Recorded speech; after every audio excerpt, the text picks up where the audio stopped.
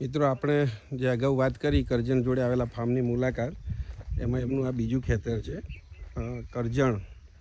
જો આ નારિયેળીના ઝાડ છે. પહેલાં તો એમને જોવા જેવી વસ્તુ એ છે કે શેઢા ઉપર ઝાડ તોડી નથી નાખેલા, પણ ઝાડ ઉપયોગી ઝાડ થાય અને કોઈ પણ નડતરરૂપ પણ ના લાગે એવા ઝાડ વાવેલા છે.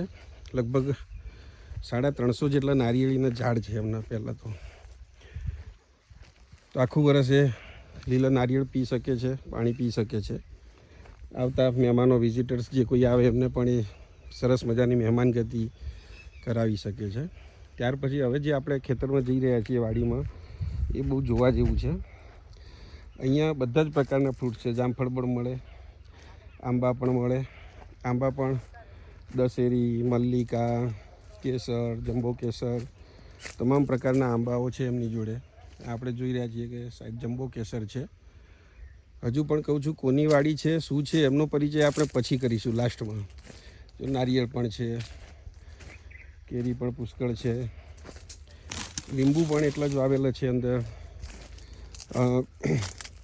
વચ્ચે એમને મોસંબી પણ મળે આપણને, કિન્નું પણ મળે.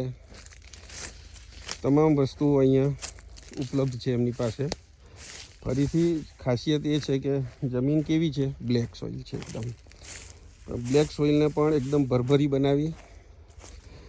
જો સરસ મજાનું મલ્ચિંગ પણ કરેલું જ છે. આ દશેરી છે. આ જે મિત્રો કદાચ જોઈ ના હોય તો આ સાઈઝ દશેરી છે એમની. દશેરીમાં સાઈઝ નાની હોય, બહુ મોટી હોતી નથી. તો આખી એમની સરસ મજાનું ચારે દિશામાં આપણે જોઈ શકીએ છીએ કે સરસ મજાની વાડી છે. હવે મિત્રો આ એમને આખું જે આપણે ઓર્ગેનિક ફાર્મિંગ કહીએ એનાથી પણ જે આગળનો એક કન્સેપ્ટ છે, એ આખું એમનું સ્ટ્રક્ચર પણ છે. એ પણ આપણે જોઈશું થોડી વાર થઈને. એવા લીંબુનું ઝાડ પણ છે અહીંયા. લીંબુ પણ લાગેલો છે, મોસંબી પણ છે, કેરી અને આંબા પણ એકદમ નજીકના અંતરે વાવેલા છે એમણે. ઇન્ટેન્સિવ ફાર્મિંગ જેને આપણે કહીએ. આ લીંબુ પણ છે. અને સૌથી અગેન ફરીથી ધ્યાન દોરીએ કે બ્લેક સોઇલ છે, પણ બ્લેક સોઇલ જેવી લાગે નહીં.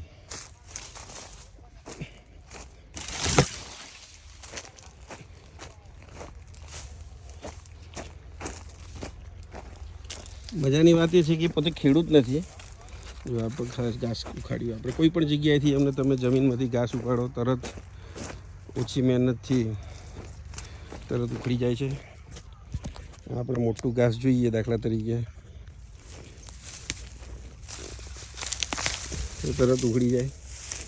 કોઈ જાતની એમાં તાકાત પણ લાગતી નથી. આ એક હળદર એમણે વાવેલી હશે તો એક છોડવો હતો એ મેં ઉખડેલો છે. જો ઉનાળામાં પણ એના પાન સરસ મજાના છે.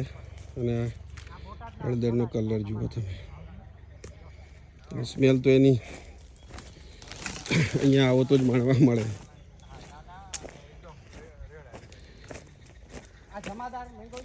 જો જમાદાર મેંગો પણ છે. આપણે નામ હમણાં જ અવાજ સાંભળ્યો. જો જમાદાર મેંગો પણ છે. બતાવ જમાદાર. જમાદાર મેંગો. જમાદારી કરતા બધાને જોયા છે, પણ જમાદાર વાવતા કોઈને જોયા નથી. પહેલી વખત આપણે ગુજરાતમાં જમાદાર નામ સાંભળ્યું હતું, પણ જોવા પહેલી વખત મળ્યું.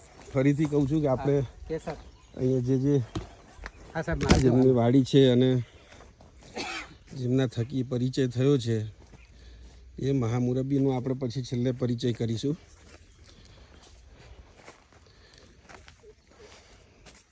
કોઈ પણ તમામ ફ્રૂટ એકદમ સૌથી મજાનું છે એમના પર્ણોનું. જો કોઈ ખેડૂત મિત્રોએ ઓબ્ઝર્વેશન કર્યું હોય તો ઉનાળો છે, બધું છે, કોઈ પણ એક પાંદડું સુકાયેલું જોવા મળે નહીં. અને પાંદડાની ચમક જુઓ, એની તમામ નસો છે એકદમ નરી આંખે દેખાય.